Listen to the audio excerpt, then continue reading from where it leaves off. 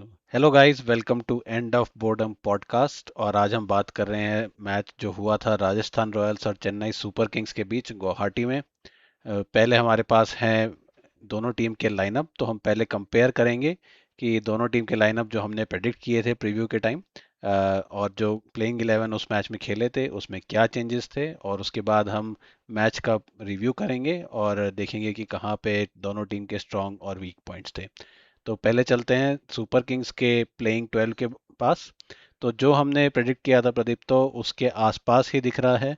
एक जो सरफराज खान को अपन ने इंक्लूड किया था, तो उनको एज एन इम्पैक्ट सब लाया गया था टीम में।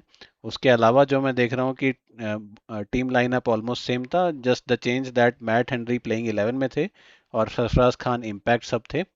तो मेरे को लगता है और जो डेवॉल्ट ब्रेविस शायद इंजर्ड और है। और वो न्यूज हमने उस टाइम हमें पता नहीं थी जब हमने प्रीव्यू किया था। तो Dewald Brevis out of the वो थे और वहां पे उनकी जगह कार्तिक शर्मा खेले थे। और प्रशांत वीर को उन्होंने खिलाया नहीं था, ये थोड़ा सा मतलब सरप्राइजिंग था। सिर्फ 7 बैटर्स के साथ गए। एम एस धोनी भी 1 महीने के लिए अब बाहर हो चुके हैं और अब वो 7 बैटर्स के साथ खेले। पता नहीं क्या कॉन्फिडेंस था। बाद में सरफराज खान को लेके आया एज एन इम्पैक्ट सब, एंड मैथ्यू शॉट को खिलाया, जो कि काइंड ऑफ मतलब अंदेशा था। आप भी हम लोग जब बात कर रहे थे तो आप भी कह रहे थे कि मे बी मैथ्यू शॉट को खिलाएंगे। और ये भी था कि स्टैक्ड विथ लेफ्ट हैंडर्स थी राजस्थान रॉयल्स। वैभव सूर्यवंशी, यशस्वी जायसवाल, शिमरॉन हेटमायर, तो रविंद्र जडेजा भी हैं। तो 4 लेफ्टी की जगह एक मैचअप की तरह उनको देखा, बट आई थिंक बहुत ही खराब टैक्टिक था। अ, उम, साबित हुआ। आई डोंट नो कि क्या सोच के उन्होंने मतलब ये लाइनअप रखी। आई थिंक पहली बार मैं तो डिसअपॉइंट ही था इस लाइनअप से। खैर उनके पास धोनी और ब्रेविस दोनों नहीं थे, जो कि एक बहुत बड़ा पेन पॉइंट रहा। जी बिल्कुल। और राजस्थान रॉयल्स की बैटिंग लाइनअप की तरफ देखें तो ये बैटिंग लाइनअप ऑलमोस्ट सेम खिलाया था।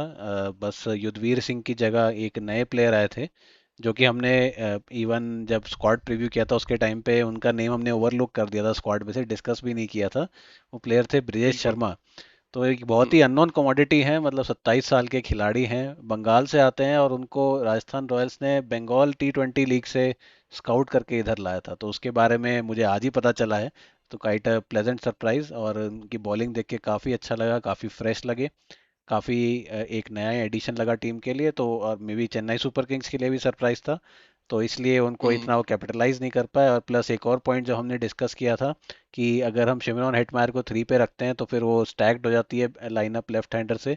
तो उसको ब्रेक करने के लिए वो ध्रुव जुरैल को रहा नंबर 3 पे और शिमरॉन हेटमायर को 5 पे शिफ्ट किया। यही सेम एक्सप्लेनेशन रियान पराग ने अपने पोस्ट मैच इंटरव्यू में भी दिया था, कि उन्होंने ये कहा है कि Dhruv Jurel through the tournament number 3 पे खेलेंगे to keep the left right batting combination going in the middle order, और हेटी शिमरॉन हेटमायर नंबर 5 पे आएंगे। तो आपको क्या लगा उनका लाइनअप देख के कल प्रदीप? तो लाइनअप बहुत ही जैसा ही expect on the expected lines था, बिल्कुल सेम। हमने कहा था जोफ्रा आर्चर और नांद्रे बर्गर दोनों को खिलाना चाहिए। मैंने प्रीव्यू में भी कहा था कि ये सरप्राइज कर सकती है ये टीम। ये टीम में वो मादा है कि वो सरप्राइज कर सकते हैं। और जोफ्रा आर्चर और नांद्रे बर्गर कितने मतलब कारगर साबित हुए रेड सॉइल पिच पे, जहां पे थोड़ी सी डैम्पनेस थी, पिच कवर्ड थी, और बहुत अच्छा उन्होंने बॉल भी किया। I think they should stick with this combination. Jofra Archer, Nandre Burger from both sides spewing fire literally. मतलब जोफ्रा आर्चर की कल पेस भी मतलब 150 के आसपास थी। नांद्रे बर्गर भी कंसिस्टेंटली 140 के आसपास कर रहे थे। तो बहुत अच्छा लगा ये देख के। और संदीप शर्मा एज यूजुअल अपना काम कर रहे थे। एक बस इसमें चूक हुई है हमारी, युद्धवीर सिंह चरक की जगह पे हमारे ब्रिजेश नाम मैं शर्मा। भूल गया। ब्रिजेश हाँ, शर्मा। ब्रिजेश शर्मा। पता नहीं इनको कहीं से स्काउट करके लाए हैं, तो बोलना पड़ेगा यार, स्काउटिंग भी बहुत आप जहाँ अच्छी से हैं है। वहीं से स्काउट किया, आपको कैसे नहीं पता? बंगाल से स्काउट करके लाए हैं इनको। अरे तो हम कौन सा बंगाल में ही रहते हैं अभी। बट ऐसा तो नहीं है कि आप बंगाल के हर प्लेयर को जानते हैं। बट ये तो थोड़ा मतलब फाइंड हो सकते हैं, क्योंकि इनको भी player to watch out for बोला गया। मतलब रियान पराग के द्वारा अपने पोस्ट मैच इंटरव्यू में। तो आइए अब चलते हैं हम अपने मैच समरी के टुवर्ड्स। ये मैं खोल लेता हूँ थोड़ा, मेरा ये खुला हुआ नहीं था। च- चल रहे हैं। तो ये था सीएसके वर्सेस आरआर की मैच समरी। तो पहले स्टार्ट करेंगे हम लोग चेन्नई सुपर किंग्स के बैटिंग परफॉर्मेंस से। मतलब times have changed but CSK's batting performance definitely hasn't. पिछले साल से जो इम्प्रूवमेंट एक्सपेक्ट कर रहे थे सीएसके फैंस, बिल्कुल मतलब उसके विपरीत उनको आज मतलब यस्टरडे देखने को मिला। बिल्कुल ही मतलब धाराशायी हो गए बिल्कुल। मतलब अच्छे मतलब कंडीशंस भी अच्छे थे। एक तरह से बोल सकते हैं कि यार मतलब जिस तरह की पिच थी, वो पिच स्टार्टिंग में स्विंग सीम सब कर रही थी। बट क्या वो पिच 120 की पिच थी? क्या लगता है आपको? पिच 120 की तो नहीं थी, बट 160 से 180 के बीच की पिच थी। बट प्रॉब्लम ये हुई कि सीएसके ने पिच को सही से रीड नहीं किया और वो गए 220 के लिए। तो वहीं पे वो लगता है मेरे को मात खा गए। थोड़ा सा उनको रुक के खेलना चाहिए था। हालांकि मैं संजू सैमसन को ब्लेम नहीं करूंगा। उनकी विकेट के लिए जो उनको बॉल मिली वो बहुत ही अनप्लेएबल बॉल थी। लेग स्टंप पे सीधी आती हुई, सी मूवमेंट एकदम से बाहर हो गई। वो थ्रू द लाइन एक लेग हम्म, स्टंप के थ्रू, मिड विकेट के थ्रू ड्राइव खेलना चाह रहे थे और आउटसाइड एकदम एज को शॉट मिस उनका करके मतलब एकदम बहुत बोल्ड। ट्रस्टेड है, वो उसमें काफी रन हाँ, बनाते भी हैं। लेकिन उसके बाद जो आई थिंक विकेट वो तो गिरा वाज है। अ वेरी टू हाँ, good of a ball. Like उस बॉल को मैं अगर छोड़ देता हूँ, मतलब उस बॉल को छोड़ देते हैं प्रणव, वो बॉल चलिए मैं मानता हूँ कि it was not batters fault. आप T20 में एक्सपेक्ट नहीं करते हो कि बॉल इतनी डिविएट करेगी फ्रॉम द सीम, सीधी हो जाएगी एकदम। टेस्ट मैच बॉलिंग थी वो तो। But what about Ruturaj Gaikwad's dismissal? हाँ, तो ये जब संजू सैमसन को थोड़ा हम लीवे देते, बट ऋतुराज को नहीं दे सकते। उनके अगेंस्ट उन्होंने स्लिप फील्डर लगा के ऑफसाइड फील्ड खोल दी थी, तो और स्टंप्स पे बॉलिंग कर रहे थे। तो उन्होंने सोचा कि मैं रूम बना के थोड़ा सा बाहर मारता हूँ, बट जोफ्रा आर्चर ने उनको बोल्ड कर दिया। लेकिन वो उनकी स्ट्रेंथ नहीं है, उस तरह के खिलाड़ी नहीं है ऋतुराज गायकवाड़। उनमें इतनी एबिलिटी है कि अगर ऑन द स्टंप्स बॉलिंग हो रही है तो वो पैड से फ्लिक करके ऑन साइड पे रन बनाए, या फिर स्ट्रेट ड्राइव खेल के डाउन द विकेट रन बनाए वो। तो उनको जरूरत उस नहीं ओवर थी में उस समय एक में। बाउंड्री वो लगा चुके थे और फिर से उन्होंने मच्योर है, वो सबसे सीनियर खिलाड़ियों में से एक है क्योंकि यंग टीम है बहुत। इनकी बहुत यंग टीम है सीएसके की इस बार। तो आई थिंक उनसे थोड़ा ज्यादा बेटर एक्सपेक्ट कर रहे थे और कहीं ना कहीं बिल्कुल खड़े नहीं उतर पाए उस पे। फिर आगे तो आप बताइए आगे के प्लेयर्स का आपका क्या लगा? एटलीस्ट मुझे ये लगा कि सरफराज खान ने आते ही इंटेंट दिखाया, इंटेंट के साथ खेले। मतलब मैथ्यू शॉट अगेन मतलब मिजरेबल शॉट सिलेक्शन। और कार्तिक शर्मा भी एक दो अच्छे हिट लगाए उन्होंने। बट ऑब्वियसली इतने आसपास इतने मतलब प्लेयर्स आउट हो रहे थे तो कार्तिक शर्मा भी क्या ही करते और फिर रन आउट हो गए बाद में वो।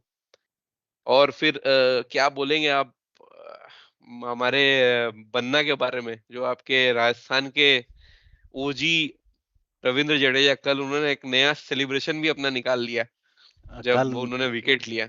कल उन्होंने तमंचा अपना निकाल ही दिया और चला भी दिया शिवम दुबे के तमंचा अगेंस्ट। की जगह गन निकाल लिया इस बार। इस बार वो स्वॉर्ड सेलिब्रेशन की जगह नया गन नहीं, सेलिब्रेशन लेके तमंचा आए हैं। तमंचा उसे ही कहते हैं, शॉटगन को तमंचा कहते अच्छा हैं। अच्छा। तो उन्होंने वो अच्छा। राजस्थान में वही चलता है, वो उन्होंने अपना निकाल के चला दिया।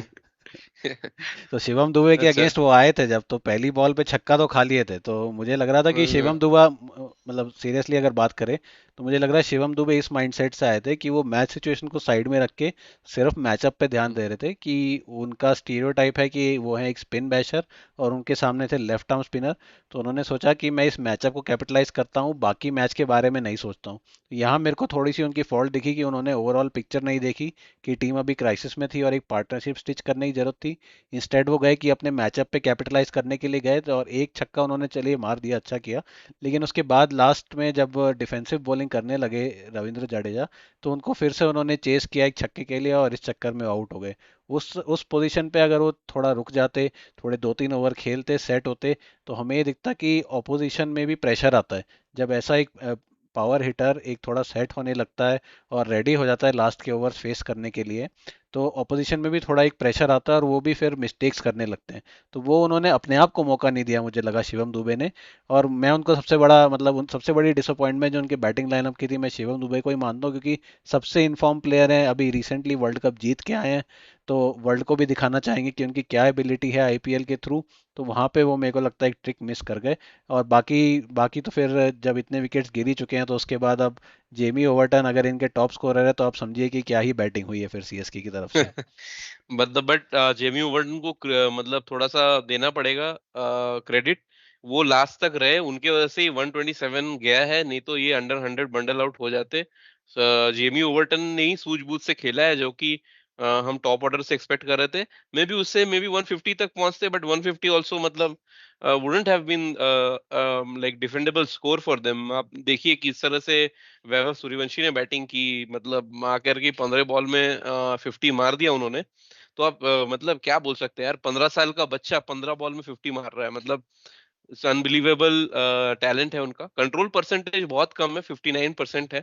मतलब ये पावर प्ले में ही मतलब अच्छा चल सकते हैं, इसीलिए ये पावर प्ले में अपना पूरा घुमा के खेलेंगे। तो उनके अगेंस्ट जो टैक्टिक्स है, wide outside the off stump या फिर short wide outside the off stump भी ट्राई किया गया, बट उसमें भी एक दो अच्छे शॉट्स खेले। तो ये भी देखना पड़ेगा, Vaibhav Sooryavanshi is not just a blind slogger, he has the ability to मतलब clear any ground of course, and also has the ability to play with his wrists, जो कि मतलब थोड़े कवर्स और कट्स और इस सब के लिए रिस्ट की मतलब फ्लेक्सिबिलिटी और एबिलिटी चाहिए होती है मैनूवर करने के लिए। तो अच्छा लगा देख के। अब आ जाते हैं भाई बॉलिंग की तरफ। बॉलिंग तो यार मुझे लग रहा है कि there is no point in discussing the bowling of Chennai Super Kings. Let's discuss what we saw with Nandre Berger and Jofra Archer. We were the star of the entire game. Nandre Burger को man of the match भी मिला। तो कैसी लगी उनकी bowling आपको? Bowling बहुत ही बढ़िया थी, मतलब ऐसा लग ही नहीं रहा था कि साउथ अफ्रीका सेटअप से अभी बाहर थे नांद्रे बर्गर। तो अगर लेकिन लग रहा था कि अगर बाहर है तो थोड़ी सी एक फायर लेके आए हैं, मतलब थोड़ी फायर के साथ बॉलिंग कर रहे थे। जो उन्होंने आयुष मात्रे को शॉर्ट बॉल डाली थी, आप देखें आज के टाइम पे हम कहाँ ही देखते कि बैट्समैन डर रहा है और डक करने की कोशिश कर रहा है बॉल के अंदर, और फिर उसमें वो एज कर दे रहा है। तो ये इसका मतलब ये दिखाता है कि वो एक लेंथ ऐसी थी जो बैट्समैन ने एक्सपेक्ट नहीं किया था कि बॉल इतनी चढ़ेगी।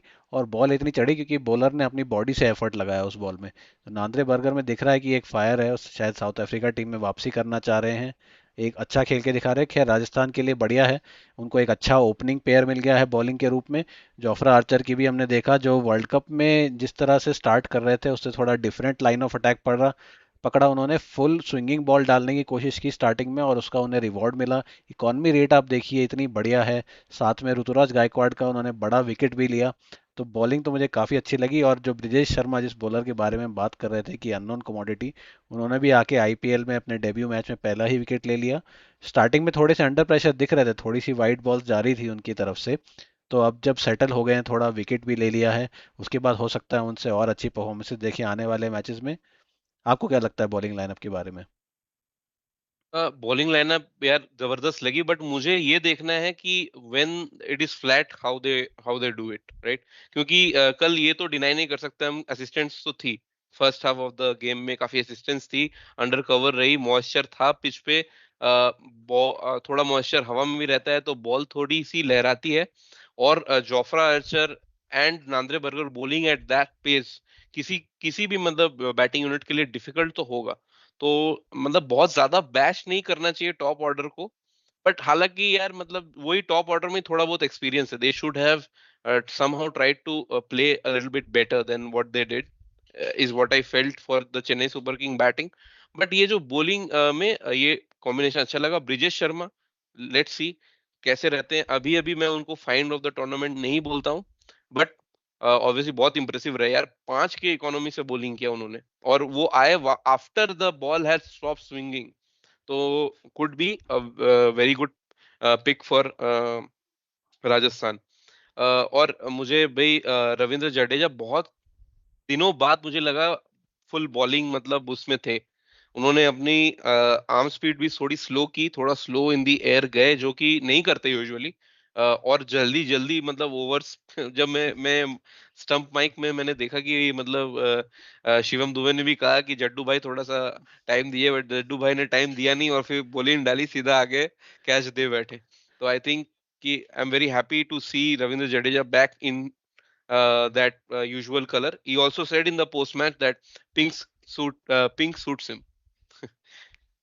तो ये तो अच्छा साइन है राजस्थान के लिए कि अगर कोई प्लेयर आ रहा है और वो इमीडिएटली टीम में इतना अच्छा जेल हो जा रहा है, और अपना रिपीट परफॉर्मेंस देना चाहेंगे 2008 का। देखते हैं इस सीजन के एंड में क्या रहता है। हम्म। और फुल मतलब वो वाली आर्क हो गई उनकी कि ठुकरा के मेरा प्यार मेरा इंतकाम देखेगी फॉर सीएसके, टुवर्ड सीएसके अब ये। देखिए सीएसके अब सीएसके तो ने थोड़ा सा तो हार्ड डन किया है भाई। देखे जब हाँ, जडेजा आउट होते थे तो सबसे लंबी चेयर आती थी सीएसके के ग्राउंड में। हाँ, वो अलग हाँ, बात है कि क्योंकि आने धोनी आता वाले था। बैट्समैन के लिए हो रही होती थी, बट सोचिए ना उनको कैसा लगता होगा कि मैं आउट हो रहा हूँ, सब खुश क्यों हो रहे हैं। तो यहाँ के मेरे को लगता है थोड़ा सा बेटर एनवायरनमेंट मिलेगा, इतना शोर नहीं होता है जयपुर के सवाई मानसिंह स्टेडियम में, तो उनके आउट होने पर डेफिनेटली चीयर्स तो नहीं आएंगे इस बार। बिल्कुल, मतलब बहुत ही मतलब अच्छे थे। तो मैं ये मतलब बोलना चाहूंगा कि overall a very good outing, I think the most one sided match in the tournament so far.